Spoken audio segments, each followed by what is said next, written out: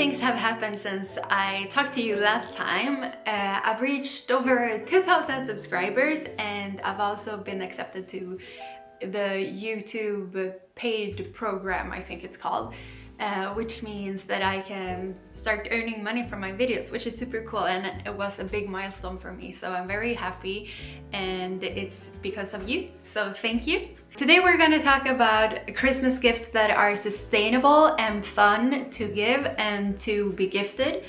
And I have some specific ideas for you.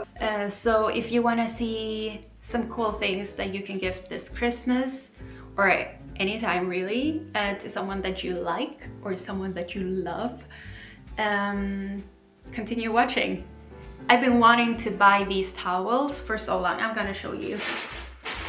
I just got them yesterday.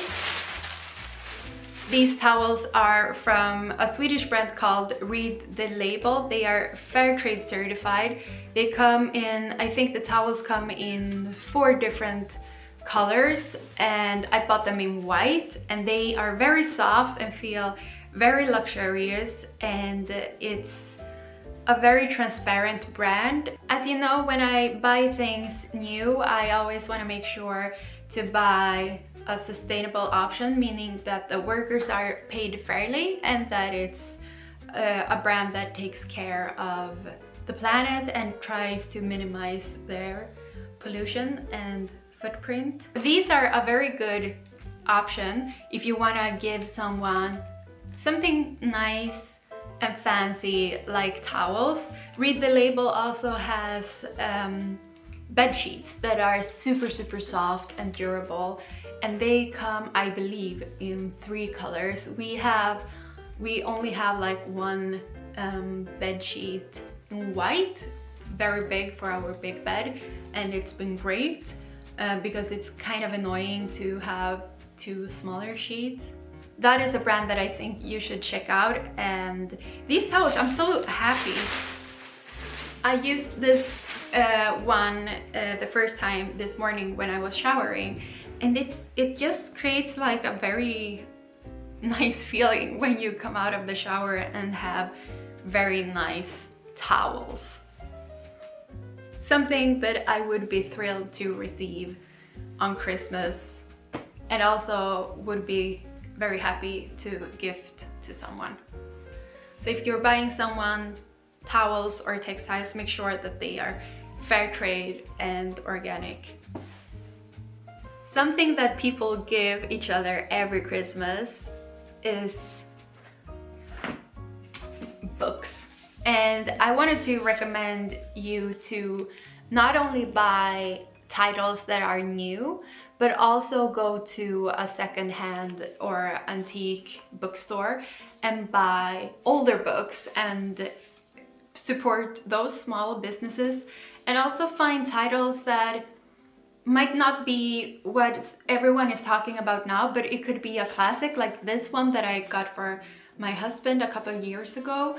But it can also be a title that is super specific and super niche, which I think is fun. If you're like, I don't know, giving someone a book about owls or something, I think that's a fun thing to give and to receive. And also you can find like cool coffee table books in those smaller, super stuffed antique bookstores and secondhand bookstores. You can also buy books online. In Sweden, there's something called Bokbörsen, which is an online platform where you can also type in the title that you're looking for, and if it's not being sold anywhere, you can turn on a notification and you will receive an email when the title is being sold somewhere. So that is just like a marketplace, and that's also a great way to support authors and kind of keep their work living longer. And you might find like super cool books, and books are cool, and knowledge is cool, and reading is good for you. So yeah, don't only buy new books, go for the older books as well, like this guy. A way to support local artists is to buy their prints. I actually got one here. I got this print the other day from the bookstore. They had an event at the bookstore that I'm renting a desk from, and I thought it was so nice, so I could have one and take it home with me. But there are many artists and graphic designers and creatives that create prints. These are some cool prints that I've seen online that you can buy. And I think, what's cool about prints is that they are not as expensive as buying the original work. If you can buy the original work, definitely do that. But it's a way for artists to support themselves while creating more art. And it's always cool to support creative people. And it's a way to have some art on the walls that doesn't need to cost much if you don't have much money. I also specifically want to highlight this website called Afropedia, where you can find art from different Afro-Swedish artists, such as these three that I thought were super cool. I really like these ones. So check this website out if you're interested in that. Speaking about art, I think sometimes we forget about buying art in thrift stores. But I've done that, and I've found super cool art pieces in thrift stores. So I have this painting on my wall that I think is super cool, and I think it didn't cost me much, and it's still like, it's great art, or you decide what's great art, but I think this is super nice. And I was thrilled to find it. And again, it can be like someone that was just painting as a hobby and they left it at the thrift store, or someone who has donated someone's home if they passed away or something like that. So sometimes you can find super cool paintings in your local thrift store. So that's definitely something that I think is nice, a nice thing to have in your home to decorate your walls with.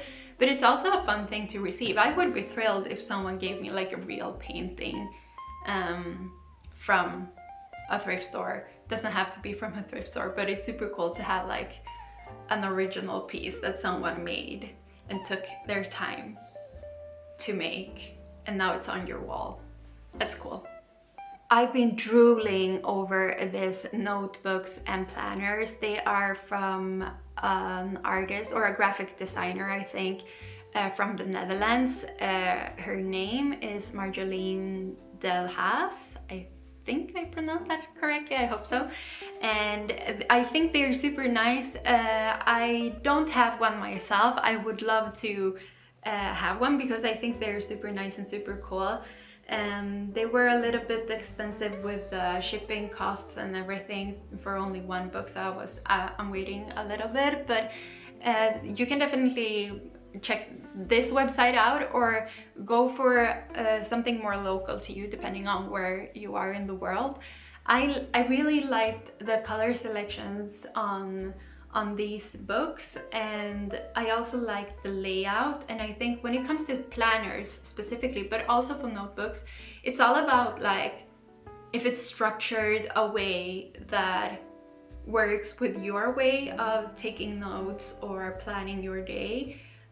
Sometimes you need to see all the dates. For me, that's not super important because I use my cell phone for that, but I want to have a lot of space to write lists because that's mainly how I plan my days. I write like long to-do lists for every day. So I really want to recommend this brand and the artist that makes these super cool notebooks. We gift people way too little things that you can eat or drink. I love receiving a luxurious walnut oil or a fancy olive oil or something like that. But it's also super cool to find someone who's doing it close to you. So we have a quite close to our home, we have this brand. It's a kombucha brand, and they are called Table Ferments, and they make super funky and fun flavors, and they are also super sweet. The two who are running that kombucha company. And so sometimes when we go to Sweden and we want to bring a gift from Copenhagen, we bring them a bottle of this locally brewed kombucha. And I think, I mean, for me, this is the perfect gift to receive something that is handmade, locally produced, and that is something that you would not know of necessarily, and that maybe is a bit more like expensive, so it feels more something like that is special for you to drink on a Tuesday. Something that we always give on Christmas is gift cards, and we think it's an easy and like they can choose kind of gift. But I think that what makes gifts fun is that someone else chose something for you. So I mean, I have nothing against gift cards, but I wanted to suggest buying a gift card at an indie store or like a very niche store rather than a chain. So instead of buying a gift card at a like big company store that you can find in every city in your country, go to something more specific. So I would, for instance, I would give a gift card to this bookstore called Super in Copenhagen. And I think it's way more fun to give someone the opportunity to buy Marxist literature from the 50s, or a book about something super funky and fun, rather than, I don't know, a gift card at Walgreens. So that's my suggestion. Find those local stores and support them by buying gift cards at their stores rather than the big chains. They're doing well anyway, so don't worry about them. Lastly, I wanted to talk a little bit about DIY gifts. I sew a lot of things myself, and I try to DIY a lot of things, but there are a few things. Sometimes you don't have the time to make it yourself, but more importantly, sometimes you want to give someone something that looks really nice and that doesn't look like something that you kind of put together with hot glue and it looks like a mess. So there are things that you can make without much experience in the field that will still look very nice and put together. So one thing I wanted to highlight here is heated pillows.